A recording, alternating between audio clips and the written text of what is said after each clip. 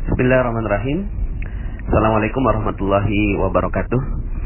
Bagaimana kabarnya sahabat Magnet Rezeki semua? Semoga selalu dalam keberkahan dan kemuliaan dari Allah Subhanahu wa taala. Bagaimana materi-materi Magnet Rezekinya? Mudah-mudahan bisa membuka cakrawala berpikir Anda semua, kita semua, dan setelah itu insyaallah rezeki Anda berlimpah ruah, ya. Oke, pada kesempatan kali ini saya ingin menambahkan dosis dari ilmu tentang paradox of candy, jendela buram, dan yang terakhir adalah tips jeruk nipis, ya. Nah, ini berbicara tentang cicak dan jerapah, ya. Bapak Ibu, saya suka sekali dengan dua makhluk Allah ini, ya. Dan dua makhluk Allah ini bisa menjadi pelajaran yang berharga untuk kita semua. Yang pertama adalah cicak. Cicak ini Allah berikan menjadi makhluk yang kita lihat setiap hari, gitu ya. Jadi dia ada di dinding kita, ada di langit-langit kita, gitu ya. Kemudian ada di rumah kita, ya. Mudah sekali kita lihat makhluk yang satu ini. Uniknya adalah cicak ini makanannya terbang, Bapak Ibu, ya. Makanannya itu nyamuk, sementara dia nggak bisa terbang. Ini kita semua sudah tahu, ya. Tapi coba kita pikirkan betapa Allah Subhanahu wa taala memberikan rezeki yang unik bagi cicak, gitu ya. Cicak nggak bisa terbang. Kalaulah kita jadi cicak, apa yang kita katakan kepada Allah? Ya Allah, ini nggak adil sekali, gitu ya. Kenapa kok rezeki saya malah terbang, sementara saya nggak dikasih bekal yang cukup untuk mengejar makanan saya. Tapi cicak tidak melakukan itu. Dia hanya diam-diam merayap, gitu ya. Kalau kemudian datang seekor nyamuk, ya, datanglah seekor nyamuk, dan lagu ini bagus sekali, ya. Cicak-cicak di dinding, diam-diam merayap, datang seekor nyamuk. Bahwa yang menciptakan rezeki itu bukan kita. Yang menciptakan rezeki itu adalah Allah. Datang seekor nyamuk, ya. Baru kemudian di situ hab. Nah, ilmu hab inilah yang kita pelajari, gitu ya. Ilmu menangkap nyamuknya itu. Tapi sebelum nyampe ke ilmu hab, Bapak Ibu, pernah nggak Bapak Ibu melihat ada cicak yang jatuh, ya, dari langit-langit, kemudian tiba-tiba si cicak ini jatuh ke lantai, ya. Itu nyamuknya udah dikit lagi, Bapak Ibu, ya. Itu lidahnya udah menjulur, gitu ya. Terus kemudian sedikit lagi itu nyamuk kena. Tapi kemudian akhirnya si cicak tidak berhasil menangkap nyamuk dan akhirnya dia terjatuh, Bapak Ibu. Nah, coba kalau seandainya yang jadi cicak sekali lagi adalah kita, apa yang kita lakukan kepada Allah Subhanahu wa taala? Apakah kita mengatakan demikian? Ya Allah, sungguh nggak adil. Pokoknya saya udah frustasi, saya stres, saya udah nggak mau lagi nyari makan. Ya udahlah, pokoknya terserah engkau. Kalau seandainya saya mati, terserah deh, gitu kan? Apakah itu yang kita lakukan? Ya. Dan sayangnya, sebagian di antara kita sering melakukan itu, Bapak Ibu. Ya. Rezeki kita memang Allah sudah desain sedemikian agar Allah tahu siapa yang benar-benar berusaha, siapa yang benar-benar bekerja, dan Allah Subhanahu wa taala ingin lihat kesungguhan kita. Tapi kemudian ketika kita jatuh, maka sebenarnya Allah Subhanahu wa taala ingin memberikan gambaran pada diri kita bahwa sebenarnya bukan kitalah yang mampu untuk menarik rezeki itu, tidak sama sekali. Tapi Allah Subhanahu wa taala yang berikan rezeki untuk kita. Kalau Allah mau, maka mudah saja nyamuk itu datang pada si cicak, gitu ya. Nah, Bapak Ibu yang dirahmati Allah Subhanahu wa taala, akhirnya cicak ini tetap saja dia naik kembali, diam lagi, ya, bersungguh-sungguh lagi, bersabar lagi untuk kemudian datang nyamuk yang berikutnya. Nah, Bapak Ibu, semoga kita bisa mengambil hikmah dari kisah nyamuk ini. Nah, kisah yang kedua, atau kisah nyamuk dan cicak, ya. Kisah yang kedua adalah tentang jerapah. Saya terkaget-kaget ketika menemukan fakta ini, Bapak Ibu, bahwa ternyata jerapah itu sejak waktu bayi, ketika lahir bayi, ya, kakinya kan panjang sekali, Bapak Ibu, ya. Lalu kemudian si bayi ini langsung berusaha untuk berdiri. Tapi Bapak Ibu, oleh ibunya sendiri, ini si jerapah ditendang, Bapak Ibu, sampai jatuh. Bayi jerapah ini ditendang oleh ibunya sampai jatuh. Lalu kemudian Si bayi jerapah ini naik lagi, berdiri lagi, mencoba untuk berbangun lagi, ditendang lagi sama ibunya. Dia berdiri lagi, ditendang lagi sama ibunya. Berdiri lagi, ditendang lagi sama ibunya. Berdiri lagi, ditendang lagi sama ibunya. Sampai kemudian akhirnya sang bayi jerapah itu kakinya kuat. Lalu kemudian dia tidak akan pernah melipat lagi kakinya sampai meninggal dunia.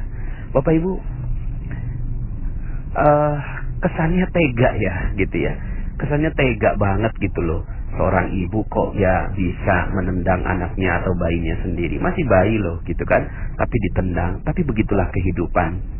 Allah ingin menggambarkan kehidupan jerapah.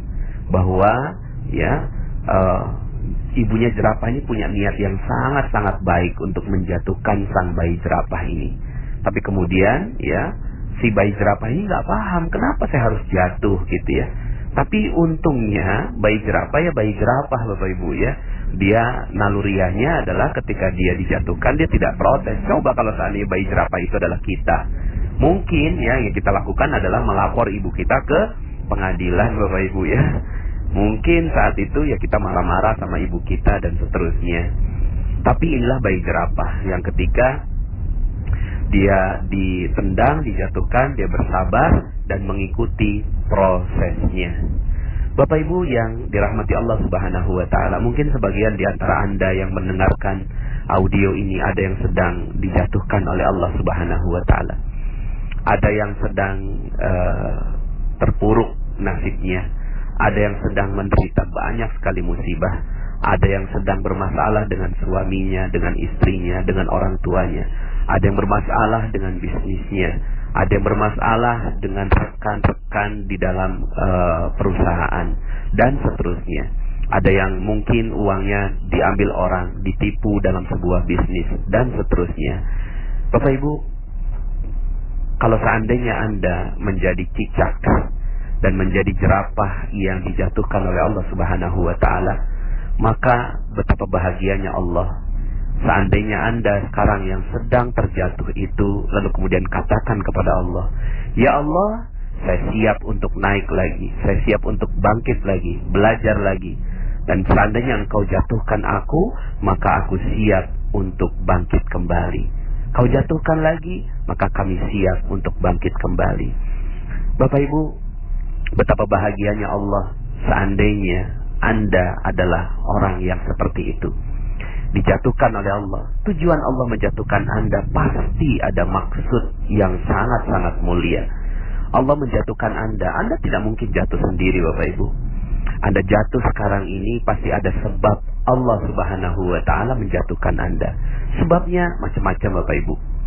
Yang pasti satu hal, pola yang terbentuk adalah pola seperti jerapah. Allah ingin agar Anda kuat. Allah ingin agar Anda tegar. Allah ingin agar Anda luar biasa. Lalu kemudian dijatuhkan lagi. Jadi kalau Anda jatuh sekarang, berbahagialah.